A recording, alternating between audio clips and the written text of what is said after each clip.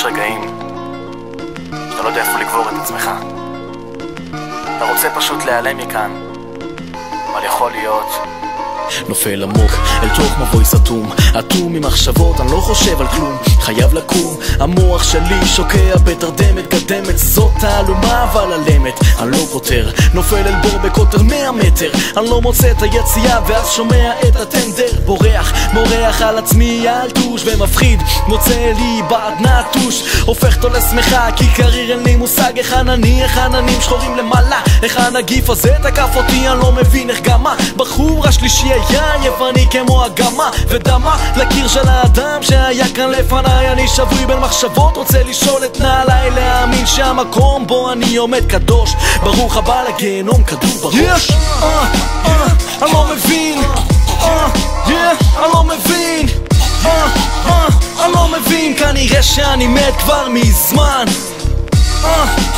אין לי אוויר, אין לי אוויר, אין לי אוויר, כנראה שאני מת כבר מזמן. מי אתם? אני לא מכיר כאן אף אחד, קריר כל כך, אני עומד כאן מפוחד, ניצב איתן, אני לא מפחד ממך, אני הכי חזק, צועק בקולי קולות כדי להמשיך במאבק. המאבק הכל כל כך אפל ואפלולי, ערפל כבד כיסה אותי, דרכתי בשלולית ואז שרתי כי זה מה שאמא לימדה, ילד אם אתה מפחד תשאיר לעצמך, סופר עד 10 עוצם את העיניים ומקווה שאבקח אותן שוב, אז המסך כבר יחווה, זה לא נכון אני נכווה, זו בטח לא מחווה, צועק חזק איפה אתם ואין תשובה, אין אהבה כי האהבה הפכה כבר לשנאה, רואה דמות קרה ועל גופה יסינר מלא בדם, כנראה אני זה משהו מחפש, למה בכלל אכפת לי, הרי אני מזמן כבר מת. אני לא מבין, אני לא מבין, אני לא מבין, כנראה שאני מת כבר מזמן. אין לי אוויר, אין לי אוויר, אין לי אוויר, כנראה שאני מת כבר מזמן.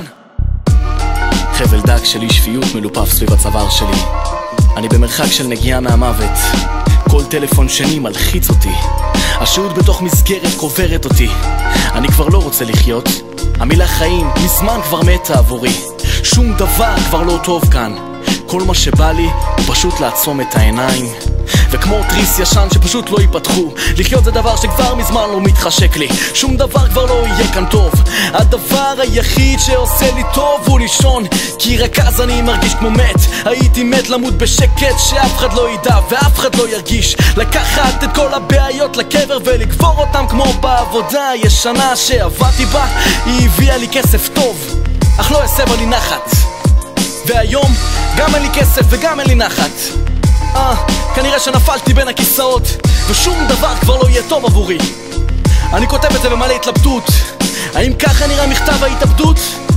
האם אני באמת מתכוון לעשות את מה שאני רושם? כנראה אני מזמן כבר מת.